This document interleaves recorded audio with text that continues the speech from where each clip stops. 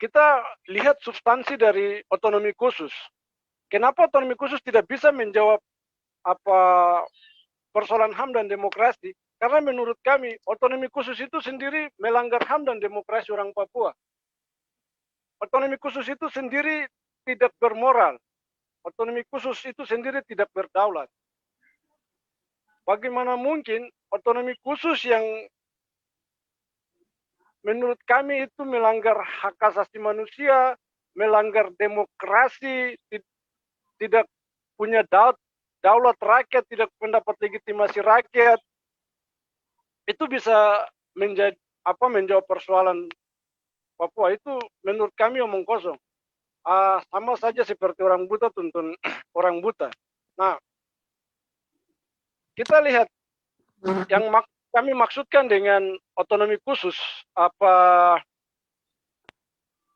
otonomi khusus tidak berdaulat itu, otonomi khusus itu tidak lahir berdasarkan aspirasi rakyat. Orang Papua itu tidak pernah dikumpulkan, kemudian Jakarta datang melakukan konsultasi publik dengan orang Papua untuk menjawab polemik pada tahun 99 atau ketika masa reformasi itu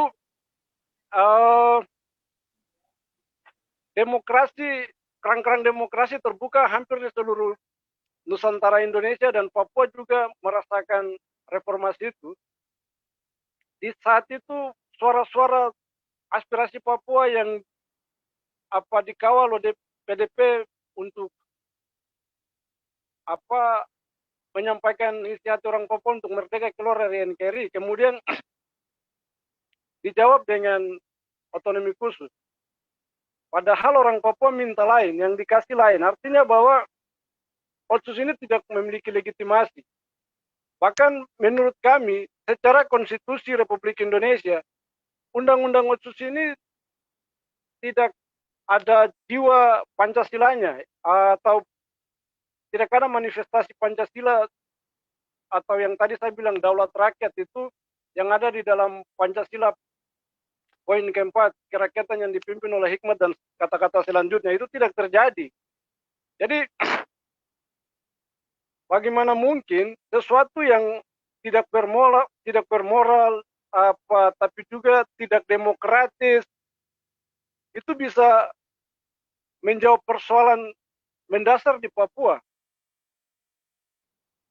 Soal Otsus tidak bermoral itu kita lihat bahwa Otsus ditandatangani oleh Megawati pada tanggal 21 November tahun 2001, di mana 10 hari pasca Tesio Helwai dibunuh. Artinya bahwa Otsus ini dikasih ketika orang Papua dari Sorong sampai Merauke itu masih berduka cita atas kehilangan pemimpin bangsa mereka, masih duka atas kehilangan anak mereka. Lalu kemudian Otsus itu datang untuk orang Papua. Ini seperti dong bilang bayar kepala begitu. Pemimpin orang Papua yang orang Papua taruh semua harapan untuk perubahan di tanah Papua ini dibunuh oleh Kopassus. Setelah itu mereka bayar dengan uang yang ada di dalam Otsus. Jadi ini anggap saja orang Papua masih dilihat sebagai binatang, jadi kemudian mati lalu dibayar dengan uang. Pemimpin orang Papua Tesio Helwai mati, kemudian Otsus datang, yang kita tahu Otsus itu bicara uang. Nah, jadi soal pertanyaan pertama, apakah Otsus ini akan menjawab persoalan HAM dan Papua? Kembali kami tegaskan dengan argumentasi kami tadi bahwa secara substansi itu Otsus melanggar HAM dan demokrasi dan tidak bermoral sehingga tidak bisa, bahkan tidak pernah. Bahkan kalau bicara realisasi, ini pertanyaan ini kita mau bilang bahwa apakah otonomi khusus ini menjawab persoalan HAM Papua? Artinya bahwa sebelum Otsus itu ada jumlah pelanggaran HAM atau ada representasi dan jumlah yang menurut, kalau kita menilai itu bahwa representasi dan nilai yang sangat tinggi untuk sebuah persoalan pelanggaran HAM dan demokrasi. Nah, sehingga apakah Otsus ini ada dan dia mampu menjawab persoalan-persoalan HAM masa lalu itu. Nah, Sebaliknya tidak, justru Otsus itu tidak hadir secara substansi sudah melanggar HAM dan demokrasi, tapi juga dia tidak mampu untuk menciptakan demokrasi yang baik di Papua, bahkan penghormatan terhadap hak asasi manusia Papua. Seperti yang uh, bisa disimpulkan oleh kami soal HAM dan demokrasi di Papua itu banyak data yang sudah ditulis. Kemarin-kemarin itu dari Fransiskan Papua itu baru kasih keluar buku Papua Bukan Tanah Kosong. Itu seri laporan HAM dan demokrasi seri ke-37 di tahun 2018. Ada juga di tahun 2017 seri Memori Pasionis nomor ke-35 itu dikeluarkan oleh Fransiskan. Beragam peristiwa dan fakta hak asasi manusia itu dilaporkan oleh Fransiskan. Artinya bahwa Otsus lahir ini tidak mampu menyelesaikan persoalan HAM dan demokrasi, tapi justru melegalkan HAM dan demokrasi.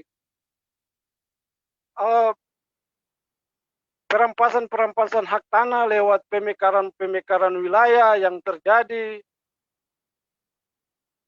di mana perusahaan-perusahaan sawit terus membuka jaring laba-laba di Papua, penambahan pasukan, padahal Papua adalah wilayah otonomi khusus, wilayah yang dikhususkan, tapi penambahan pasukan militer ke atas tanah Papua terus bertambah tanpa izin gubernur, tanpa izin DPR, bahkan tanpa sepengetahuan rakyat Papua. Ini membuktikan bahwa Otsus tidak mampu menjawab persoalan-persoalan itu. Bagaimana dengan wajah demokrasi juga pasca otonomi khusus? Bagi kami Sonamapa, ya bicara bagaimana wajah demokrasi Indonesia pasca otonomi khusus, menurut kami Sonamapa tidak ada perubahan. Ya, sebelum otonomi khusus ada di tanah Papua, wajah demokrasi Indonesia di Papua itu seperti Dracula. Setelah Otsus masuk, wajah demokrasi di Papua ini dia berubah dari Dracula menjadi zombie, sama-sama haus darah. Jadi tidak ada perubahan. Saya bisa kasih tahu kalau tidak ada demokrasi di atas tanah Papua. Kemarin pagi, ketika orang Papua mau memperingati hari New Agreement yang menurut orang Papua ilegal dan cacat hukum, itu polisi dari sektor Jayapura Utara, Polsek Jayapura Utara dan Polres Jayapura Intel, itu datang ke rumah, malam datang ke rumah, pagi juga datang ke rumah. Antar surat penolakan aksi, bawa ke rumah untuk bilang Lipus Robaha kok tidak boleh pimpin Sonamapa aksi. Kalau kau melawan besok kita tangkap. Ini bukti surat penolakan yang dikasih dari kantor polisi. Jadi wajah demokrasi tidak berubah.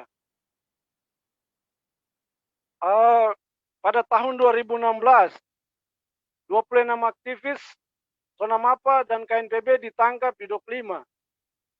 Sonamapa di Dok 9, KNPB di Dok 5. Itu ditangkap.